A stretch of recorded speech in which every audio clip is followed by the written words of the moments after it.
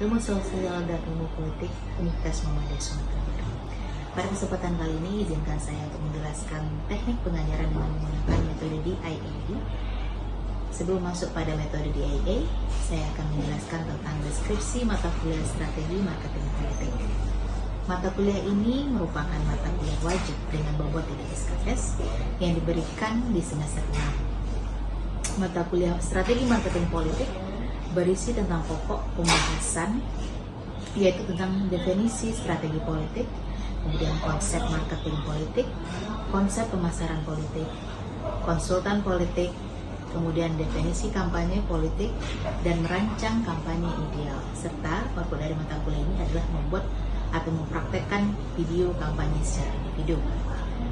Setelah menyelesaikan mata kuliah ini, mahasiswa diharapkan mampu menjelaskan strategi marketing politik, kemudian mampu menjelaskan model-model marketing politik. Selain itu, diharapkan juga mahasiswa mampu menjelaskan kampanye politik dalam pemilu, dan mahasiswa juga mempraktekkan kampanye serta membuat video kampanye yang ideal.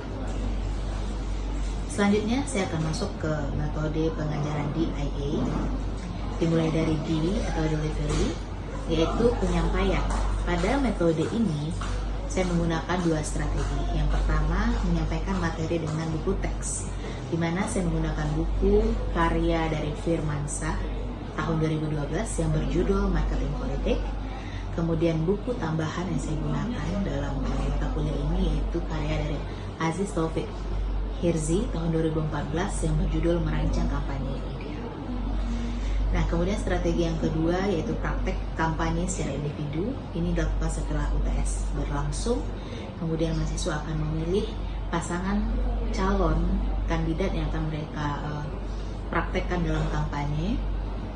Mereka akan mempraktekkan visi misi dan juga program dari kandidat yang mereka pilih. Dan kemudian akan tampil secara reguler setiap minggunya sampai dengan ujian akhir semester nanti. Nah, selain itu di sini juga mahasiswa dilatih kemampuan public speakingnya, berbicara di depan umum, dan juga kemampuan mereka untuk mempraktekkan materi yang sudah diajarkan selama setengah semester. Selanjutnya, metode interaction atau interaksi, di mana di dalam kelas interaksi di sini merupakan kegiatan yang sangat komunikatif atau 2 arah antara dosen dan juga mahasiswa.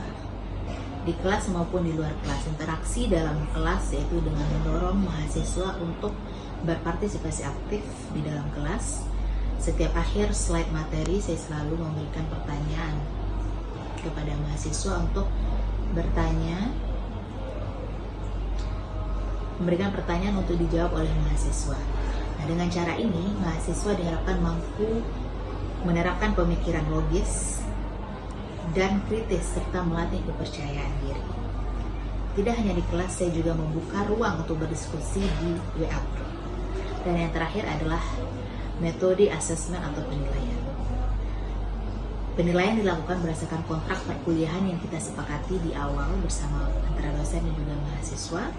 Kontrak perkuliahan yang disepakati antara mahasiswa dan dosen ini juga membahas tentang tata tertib perkuliahan dan juga bobot penilaian.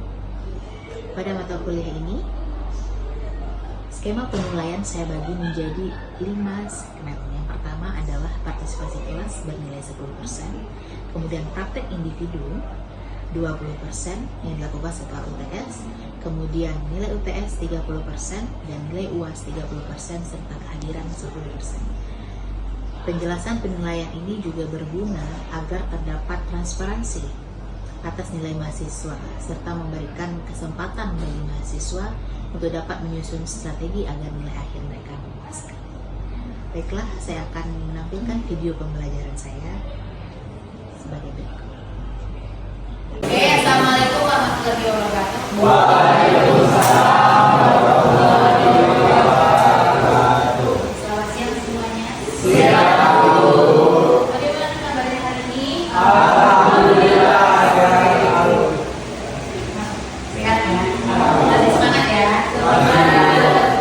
Oke, pada hari ini kita akan melanjutkan pembelajaran kita tentang strategi marketing politik, di mana pada materi-materi pada minggu sebelumnya kita adalah belajar tentang strategi politik, konsultan politik, pemasaran politik, konsep tentang pemasaran politik. Nah, pada hari ini kita lanjutkan tentang merancang kampanye media.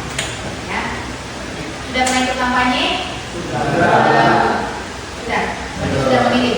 Sudah. Tahun 2024 ikut kampanye di pemilu atau pilkada? Keduanya. Apa gambaran dari tentang kampanye? Jadi kampanye itu sharing hasil orang lain. Menghasil orang lain? Ya. Mempengaruhi? Ya. Bagaimana mempengaruhi orang lain? Ada lagi? Memilih pemimpin. Memilih Pemimpin. pemimpin. Mengetahui siapa sih kandidat yang sebenarnya. Tapi kan macam kampanye ini kan banyak ya. Ada kampanye di media sosial, ada kampanye secara langsung. Kalian lebih sering melihat kampanye itu di media sosial atau di lapangan? Pokoknya di mana?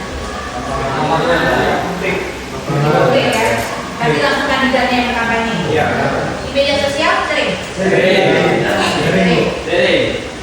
Kalian lebih tertarik langsung melihat sosok kandidatnya atau di media sosial? Langsung ya. Lebih apa? Lebih dekat. Berarti lebih ada kedekatan emosionalnya ya. Ketika berinteraksi langsung dibandingkan media sosial. Kita lihat nanti. Sebenarnya tujuan kampanye ini adalah untuk menentukan strategi, pesan dan juga kegiatan apa yang akan kita lakukan di masa kampanye itu. Namun tujuan akhirnya adalah untuk memperoleh sebuah kemenangan. Ya, pastinya ya. Oke. Nah, kita lihat lebih jauh bagaimana kita menganalisis target. Target di sini siapa? Pemilih. Ya, kita menyebutnya adalah pemilih. Target di sini atau audiens. Tapi dalam hal ini kita menyebutnya pemilih, yaitu pemilih dalam pemilu maupun pilkada. Nah, kita lihat memahami karakteristik audiens. Audiensnya adalah pemilih ya. Ketika kita berkampanye, kita harus melihat karakteristik di sini apa aja?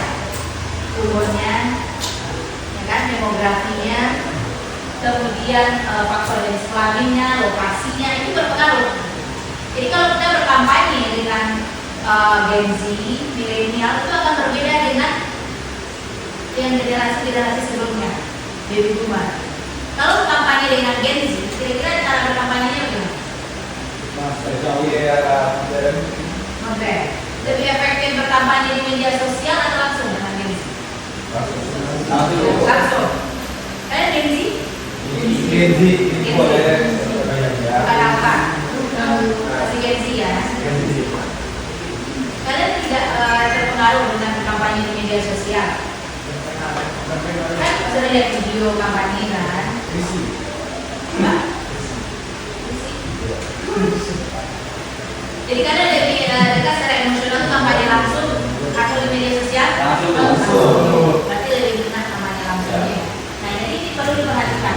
Memahami karakteristik audiens, terutama masalah usianya. Ya. Kemudian melakukan riset mendalam. Jadi sebelum berkampanye itu kita harus melakukan riset dulu. Penting melakukan riset? Contohnya, riset ini bisa kualitatif dan juga kuantitatif ya. Riset kualitatif itu contohnya wawancara ya. Kita wawancara dulu ke masyarakat setempat, apa sih yang menjadi keluhan mereka, apa sih yang menjadi kebutuhan mereka. Maka harus sinkron. Karena percuma ketika kita kampanye tapi tidak ada riset mendalam, jadi itu sia-sia saja. Sering nggak terjadi kampanye sia-sia? Tapi jarang. Nanti suatu hari nanti kan kalian bisa dibuat, kalian akan menjadi seorang konsultan politik. Ya. Konsultan politik itu salah satunya contohnya adalah manajer kampanye. Kalian harus melakukan riset seperti ini, salah satunya dengan survei, dengan interview. Kalau kalian ingin menjadi seorang konsultan politik, ya, kayaknya sangat. Kemudian kita melihat bahwa segmentasi audiens hampir sama dengan memahami karakter audiens. Jadi memang harus kita kuasai audiens itu melalui riset. Ya.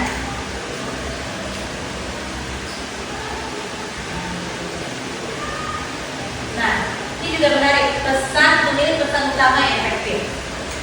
Kalian lihat di beberapa kampanye kita ambil sampelnya di pemilu 2024. Memilih pesan utama yang efektif. Kira-kira pesan apa yang disampaikan kandidat 02 2024? 02 siapa kandidatnya? Nah, kalau kita ada nggak pesan yang menarik di paslon ini? Yang makan semua ada di situ. Apa? Nama bahasa gratis. Itu sesuatu yang ikonik kan bagi 02 di mana paslon lain ada nggak? 01 apa? Pesan yang menarik. Pendidikan gratis. Apa pendidikan gratis? 03? Internet gratis. Kuota gratis. Ada? Itu bukan itu menakan 02. Hilirisasi. Hilirisasi 02 ya. Hilirisasi digital. Jadi memilih pesan utama yang efektif. Maksudnya di sini ada pesan yang menarik, ya. Menarik membuat orang takut, terpengaruh, kemudian menyentuh emosi dan mempengaruhi tindakan audiens. Menyentuh emosi itu contohnya 01. Apa kira-kira relevansinya dengan menyentuh emosi? Ada nggak pesan-pesan yang disampaikan paslon Anies Baswedan dari bawah itu? Wakanda nomor Indonesia Forever. Artinya Apa artinya Bang Adi? jadi harus menyentuh emosi juga pesan yang disampaikan. Kalau 02 kan dia lebih ke kreativitasnya ya, dengan membuat kartun gemoy, kemudian ada tarian-tarian khusus, ya kan, pokega-pokegasi itu kan menjadi sesuatu yang ikonik, ya kan, dibandingkan pasangan lainnya. Mereka tuh lebih dulu membuat sesuatu yang kreatif dibandingkan dengan paslon nomor 1 dan 3, ya kan? Lebih unik nggak 02 itu dibandingkan nomor 1 dan 3? Unik. Iya. Unik bagi penghitung sangat bagus untuk Coba kita bandingkan dengan 01, mereka agak konvensional. Iya, konvensional. Potong satu dalam berkampanye sudah Narasi dan membuka dialog, ya kan? Itu sesuatu hal yang tidak biasa dilakukan. Coba kita lihat di 02, dia ada proyeknya. Itu kan tidak biasa dilakukan seperti dalam kan? Nanti efektif. Ternyata anak-anak milenial, Gen Z terhibur dengan hal itu. Itu baru dari Selawati ya. Membuat memilih pesan-pesan yang sangat efektif. Memahami kebutuhan audiens. Audiens pemilih. Kira-kira 01 itu memahami kebutuhan pemilih dengan buka dialog-dialog. memahami. Mana ya? Ya. Bagi kaum milenial itu perlu nggak daripada joget-joget? Kalau Gen Z ini kan Gen Z nih, perlu nggak? Perlu ada dialog itu. Kalau kan Sangat perlu. nah perlu Tapi daripada joget-joget. iya, tapi dari tergantung kebutuhan. Iya. Oke. Ciptakan pesan yang menginspirasi. Ada nggak? Ada janji. Janji. Kalau nomor 1 misalnya mau perubahan. Nah, ya. Kalau sudah janji perubahan. Kalau Di antara 3 pasangan itu yang paling menginspirasi yang mana? ada. Ada. Yang sedikit mendekati paslon nomor 1. Satu ya, yang menginspirasi yang rendah. Ya. Fokus pada keunikan. Nah, ini pasang berapa? Ini 02. Ini wakil presiden kan? Ya, 02. Konsisten di semua touch point. Jadi konsisten di semua kampanye mereka konsisten dengan obligasinya menunjukkan satu keagamaan. Konten yang menarik itu konten kampanye. Di antara 3 paslon itu yang paling menarik paslon nomor berapa? 02. Karena konten mereka sangat kreatif. Ada.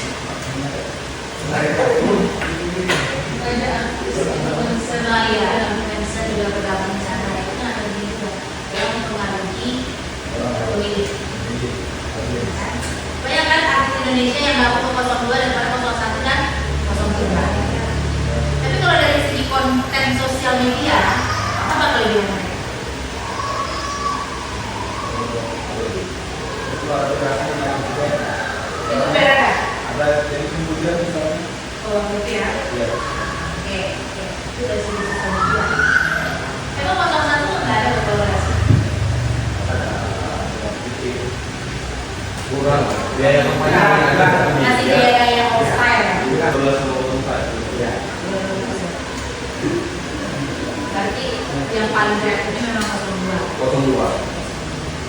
Di sosial media juga mereka aktif memproduksi konten setiap harinya, makanya menjadi sesuatu yang viral di Indonesia. Kita lihat selanjutnya, memilih saluran komunikasi yang tepat. Jadi saluran komunikasi yang tepat itu ada 3, saluran digital, tradisional, dan sinergi saluran atau gabungan keduanya. Kalau digital kita udah tahu itu sosial media, website masih dilirik nggak di kampanye website? Paling lihat visi-visi, ya kan? Orang lebih ke sosial media apa saja? Instagram. Kalau kayak gini lebih penggunanya sosial media. Dua itu ya. Itu sih Gen Z. Iya, saya pikir juga. Masih dari umur dia. Tahu pakai apa? Instagram. Iya, Bu. Tapi kalau X Twitter ya. itu lebih Itu banyak juga. itu lebih kayaknya milenial. Iya.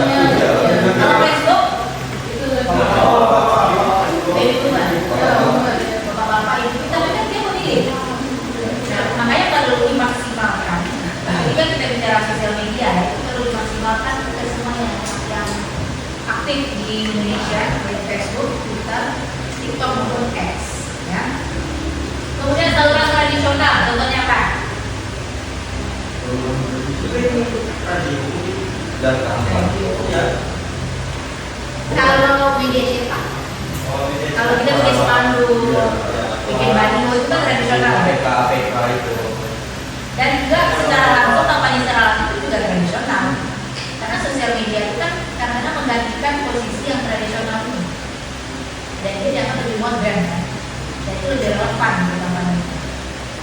Nah kalau gabungan keduanya dianggap itu lebih sempurna. Karena ada sosial medianya, ada tradisional. Itu dilakukan pasangan ketiganya itu dilakukan.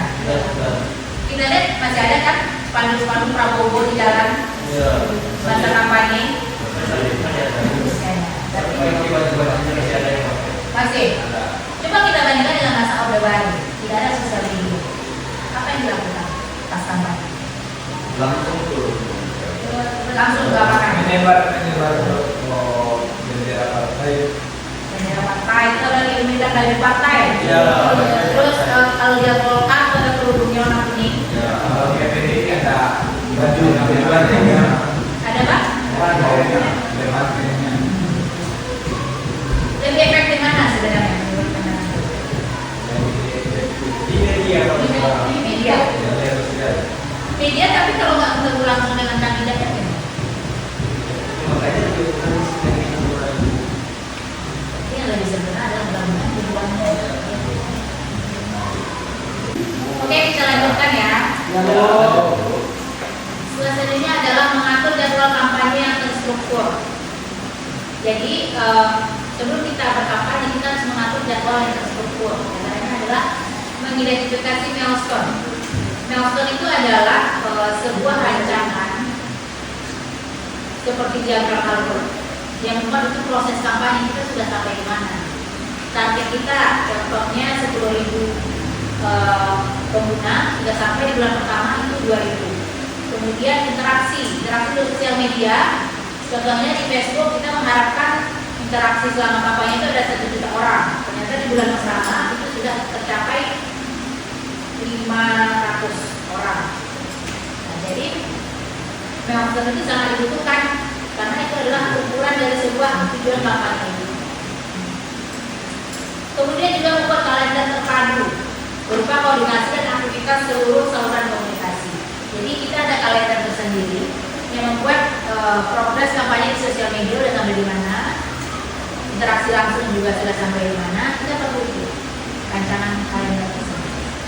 Kalau di tahun 2024 KPU sudah menetapkan kampanye itu berlangsung dari 23 November sampai 10 Februari. Itu kan rentang waktunya 4 bulan. Jadi setiap bulan itu harusnya sudah ada progresnya, itu ya sebulan milestone. Ya, kalau tidak ada progres berarti itu sesuatu yang stagnan ya, dan itu sangat beresiko terhadap suara audiens atau suara pemilih nanti. Bisa kita tidak memperoleh kemenangan.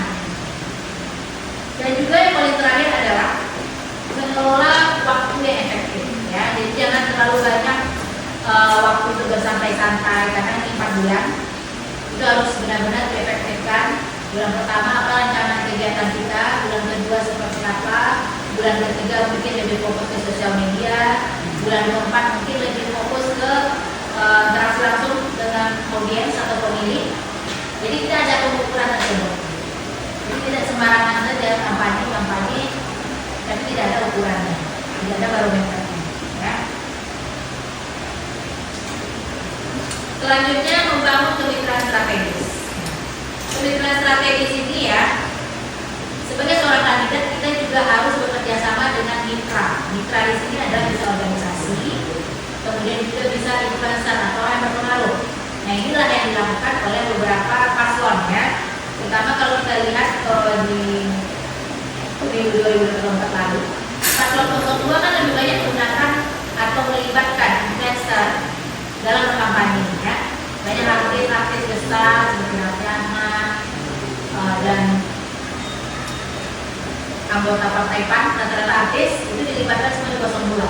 Nah itu juga ternyata cukup berpengaruh terhadap elektabilitas dari 02 ini. Kemudian organisasi ya, tapi juga ada kelebihan dan kelemahannya gitu. Kalau kita banyak menggait kemitraan strategis ketika kita menang, nah itu tadi banyak bagi-bagi duit ya akhirnya. Kemudian apa yang terjadi, kabinet itu tidak berdasarkan profesionalitas lagi, tapi pembagian jatah. Itulah ya. Nah itulah efek positif dan negatifnya. Nah ini juga politik gitu ya. Segala sesuatu itu pasti ada kepentingannya. Dan tidak ada makasih yang gratis ya di politik. Selalu ada timbal balik dan semua privilege di politik. Kalau ada timbal balik, kalau kita membantu dia kampanye, pasti kita jangan. Kita juga dapat bagian atas kemenangan manusia. Oke, mungkin ada pertanyaan terkait dengan materi pada hari ini tentang kampanye dan dialog seperti apa? Ini bertanya dong terkait masalah materi yang telah dibahas tadi. Saya ingin menanyakan ya, salah satu poin yang terpenting saya pertanyakan adalah dalam masa kampanye tentunya ada suatu dinamika yang akan terjadi pada masa kampanye itu. Jadi saya lebih bertanya kepada tantangan yang akan terjadi jika seandainya terjadi perpecahan antara kubu pendukung dan pengusung. Apa yang dilakukan oleh konsultan politik untuk menangani atau menyelesaikan masalah konflik yang terjadi dalam masa kampanye? Jadi terima kasih. Sebelumnya izin bertanya Bu, di sini saya mau bertanya terkait tentang kampanye pada materi kita hari ini, di mana ketika suatu paslon berkampanye ataupun tim ses berkampanye pasti ada suatu program yang ditawarkan kepada masyarakat. Nah, di sini saya mau bertanya bagaimana cara menyesuaikan program yang kita tawarkan dengan kebutuhan masyarakat. Oke, ada pertanyaan dari Zainul Alam ya, bagaimana seorang paslon mengetahui kebutuhan masyarakat dan sinkron antara program yang ditawarkan dan kebutuhan masyarakat ya. Oke, yang pertama yang harus dilakukan seorang paslon sebelum kita berkampanye, pastinya kita harus melakukan riset dan juga analisis ya. Pertama kita melakukan survei kuantitatif terlebih dahulu dengan skala besar dan tentunya mengambil sampel di masyarakat tersebut. Kita ingin mengetahui bagaimana kondisi saat ini, apa permasalahan-permasalahan yang dihadapi oleh masyarakat, kemudian apa harapan-harapan masyarakat terhadap pemimpin saat ini. Itu perlu kita ketahui. Selain melakukan survei kualitatif, menurut Ibu juga perlu dilakukan FGD atau Focus Group Discussion secara kecil-kecilan saja yang mengundang berbagai segmen, mulai dari rumah tangga, pemuda, petani, bahkan kaum profesional untuk mengetahui juga apa sih kebutuhan mereka, apa sih permasalahan yang mereka hadapi, dan apa harapan mereka terhadap pemimpin. Nah, setelah itu barulah kita rumuskan bagaimana program atau strategi kampanye yang harus kita jalankan nanti di masyarakat tersebut. Oke, menjawab pertanyaan dari Iqbal tadi, mengenai kecenderungan pemilih ketika pilkada lebih memilih anggota keluarganya daripada melihat track record dari kandidat tersebut. Nah, jika kita flashback teori voting behavior, ini akan sangat menguntungkan ya, karena ada 3 pendekatan yang membuat seseorang untuk memilih suatu kandidat dalam pemilihan umum. Nah, yang pertama adalah pendekatan sosiologis, yang kedua adalah pendekatan psikologis, yang ketiga adalah pendekatan rasional. Menurut perspektif Ibu, dalam studi kasus ini, kenapa seseorang itu lebih memilih anggota keluarganya yang calon daripada lihat track record anggota keluarga tersebut? Yang berhubungan dengan studi kasus ini ada pendekatan psikologis ya, karena kita lihat dari identifikasi partai. Biasanya identifikasi partai ini adalah loyalitas seseorang untuk memilih partai tertentu, dan juga ini sudah disosialisasikan gitu. Dari di pihak keluarganya juga sudah disosialisasikan mengenai identifikasi partai tersebut, dan ini juga menjadi suatu fenomena yang wajar terjadi, terutama di pilkada. Kita memilih anggota keluarga kita, dan itu sah-sah saja, karena itu adalah bagian dari teori voting behavior dalam pendekatan psikologis. Ada pertanyaan lagi? Tidak. Sudah dipaham ya tentang apa tadi? Tentang kampanye Kampanye ideal itu bagaimana? Jadi kita sudah membahas bagaimana kampanye ideal, strateginya bagaimana, kemudian membangun keterangan bagaimana, apa? Jadwal, penampilan jadwalnya juga bagaimana. Kemudian apa lagi? Resikonya Bu. Resiko apa? Kalau kampanye tidak hadir Bu. Itu pertanyaan. Iya Bu. Banyak hal yang kita pelajari hari ini, semoga bermanfaat ke depannya ya, karena kalian nanti setelah tamat ilmu politik kan berbagai profesi yang akan kalian ambil. Jadi salah satunya adalah konsultan politik atau manajer kampanye.